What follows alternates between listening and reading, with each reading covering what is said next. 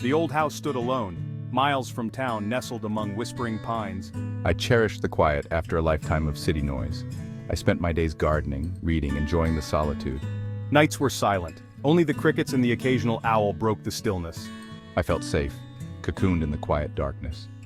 Until the morning I saw the footprints. They were there, clear as day, in the dew-kissed grass, large, heavy footprints leading up to the house. My heart thumped.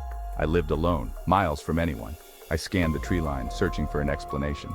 He told himself it was an animal, a lost hiker maybe, but the footprints appeared every morning, closer to the house each time. A knot of unease began to tighten in my chest. John's sleep grew troubled, punctuated by nightmares of unseen eyes watching him. He couldn't shake the feeling of being observed. The footprints were too close now, almost touching the porch.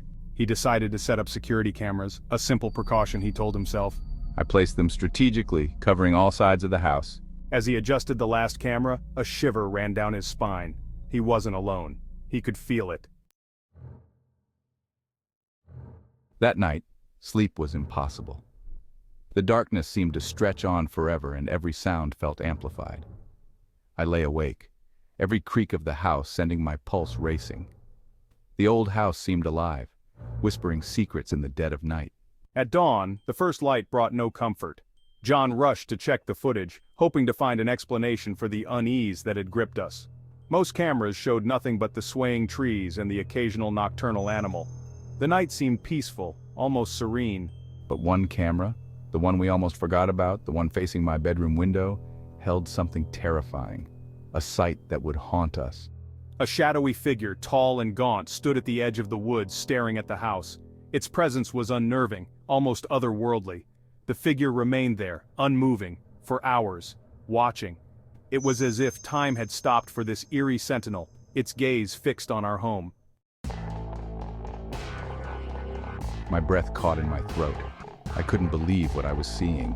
It felt like a nightmare unfolding right before my eyes.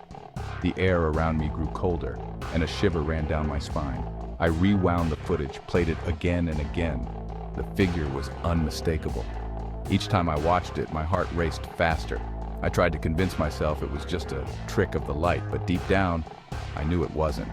It was human-shaped, but something about it felt wrong, off. The way it moved, the way it seemed to blend into the shadows. It was like nothing I had ever seen before. It was as if it didn't belong in this world. Then, he saw it. The figure lurking in the darkness, an ominous presence that sent chills down his spine. It was as if the darkness itself was alive, watching him. The figure moved closer to the house, disappearing from the camera's view. He felt a sense of dread wash over him, knowing that it was getting closer, inching its way towards him. He scrolled through the footage, heart pounding. Each frame seemed to take an eternity, the tension building with every second. He knew he had to find out where it went, what it wanted.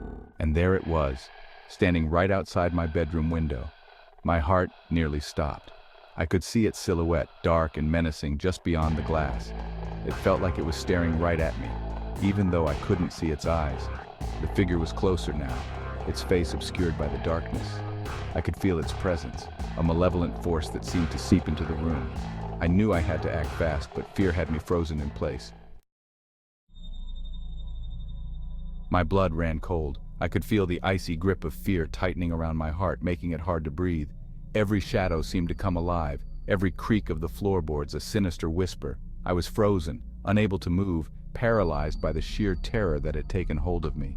The figure had been right outside my window, watching me as I slept. Its presence was a dark, looming threat that I couldn't escape. I could almost feel its eyes on me, piercing through the darkness, observing my every move. The thought of it being so close, yet so untouchable, was maddening. It could have easily broken in, but why hadn't it? What was it waiting for? The questions swirled in my mind, each one more terrifying than the last. Was it toying with me, enjoying my fear, or was it waiting for the perfect moment to strike? The uncertainty was almost as unbearable as the fear itself. The thought sent a shiver down my spine. I felt a cold sweat break out on my forehead, my hands trembling uncontrollably. The fear was all-consuming, a relentless force that left me feeling utterly helpless. I was trapped in a nightmare, unable to wake up. The next few nights were pure torture.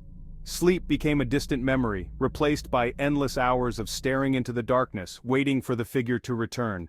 Every noise, every shadow sent my heart racing. The fear was a constant companion, never letting me rest.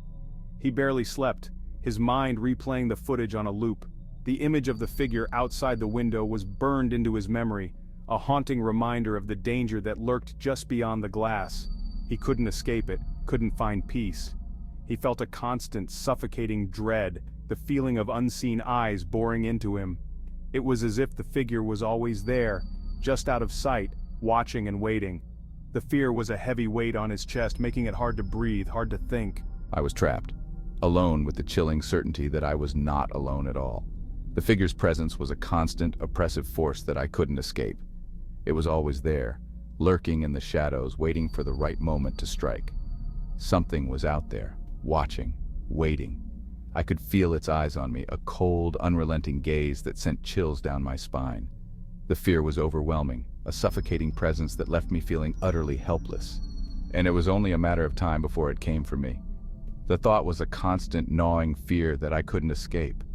I knew that eventually the figure would make its move, and when it did, there would be no escape. The fear was all-consuming, a relentless force that left me feeling utterly alone and vulnerable.